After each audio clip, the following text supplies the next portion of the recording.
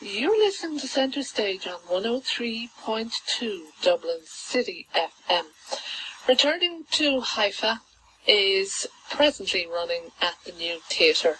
And here to talk to me about it is Angela Gissi, who was part of the team that adapted this. Tell me, Angela, a little bit about Returning to Haifa. I'm reading that it is a piece of iconic work. Now, I'm about to display my ignorance. Please enlighten me, because what bigger work did it come from? Returning to Haifa is a novella written by Palestinian author Ghassan Kanafani. Ghassan was a Palestinian author, novelist, and political activist who lived as a refugee in Syria and in Lebanon for many years. Actually, his entire life since he was displaced in 1948 with all his family from Palestine. And in the late 1960s, actually, he wrote this novella about refugees, about a couple of refugees named Saeed and Safia, and who returned to Haifa, the city, the village they were displaced from 20 years before, in 1948, and on the trail of their past, looking for something that they missed a lot. I'm not going to reveal what they miss a lot because I want people to see the play, and I don't want to be a spoiler. But that's the ideas of the play. So they go back to their home village, looking for their past. They want to, and I suppose, even though I've never been put out of my home, and most people haven't been put out of their homes, there is a certain sense in which we could empathise with this sense of losing our home and being in shock and horror and wanting so much to be back in our homes. Does that come through in the piece? Yeah, absolutely.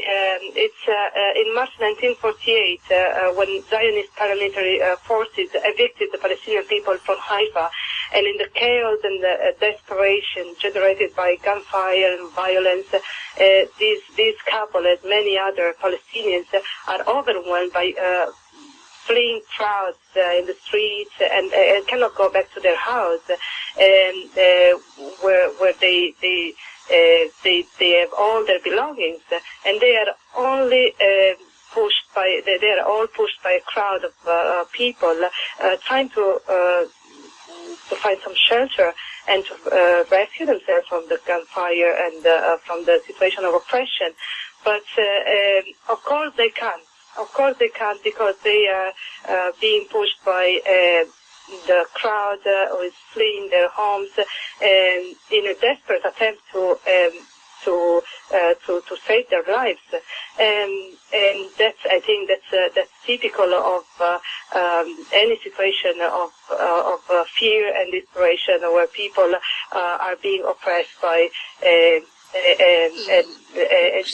force that is trying to occupy their homes and their village. So yeah, absolutely. Of course it would have resonances for what's happening around the world today in various places, in Palestine, in other places where people are losing their homes because of war, because of whatever. People will get a kind of a taste for this if they go to see this particular piece. Is it all very dark, or is there any lightness in it, or can there be any lightness in this type of situation at all? Well, the light is mainly held by the Palestinian people who are trying to resist to the occupation, and that's why their lives and their struggle for freedom and for justice is absolutely inspirational. So towards the end of the play, of course, there is a message. Again, I'm not going to reveal the message. Yes. It's a message of resistance in general, generally speaking. And yes, as you said, many people who live under tyranny and oppression, they will certainly project their own experience in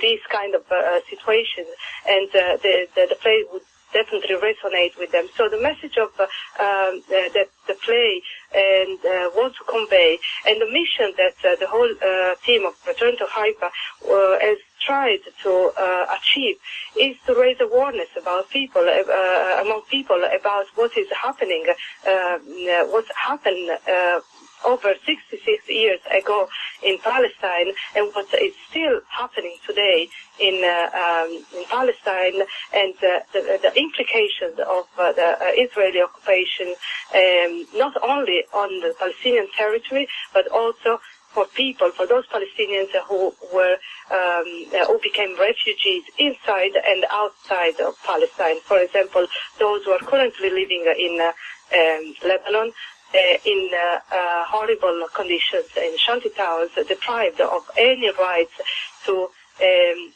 actually exist, because they are excluded from 77 professions. So if they are not allowed to work, if somebody is not allowed to work, is obviously not allowed to live and survive. And they are mainly dependent upon the aid that receive from the UNRWA, which is the United Nations Refugee Work Agency, which looks after the Palestinians. And that's the situation. Sorry. How did you find adapting this for stage? You adapted it with Anthony Fox. How did you find that experience? I adapted it because I'm personally always been very, very passionate about the Arabic literature in general, and Arab literature, resistance literature. Ghassan Kanafani is one of the most representative of this branch of literature, and since my time in college, I'm Italian, as you might be able to tell from my accent. I studied, I did my master's degree in Italy in studies on the Arab world, Middle East, and North Africa. And I did a lot of Arabic literature. And back then, I saw in Italy a performance of Returning to Haifa by amateur actors, and I was really amazed by that performance. So I thought that it would be nice. Once I moved to Ireland, I thought it would be nice to present people with the Irish people with this fantastic work. Also because I think that the main mission of art is to inspire people, exactly, and help raise awareness about issues that, of course, are very crucial to social justice and human rights. Now, where are you on and when are you on?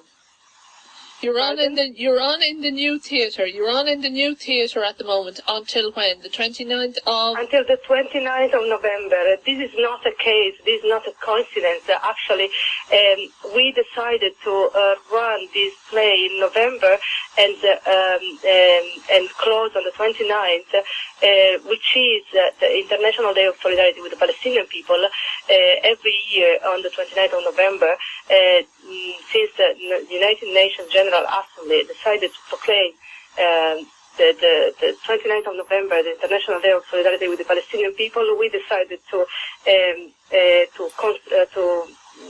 up with on the 29th, to make people aware of what is going on in Palestine, which is not only what happened in Gaza over the summer, but what is the aftermath of that, and what is the implications of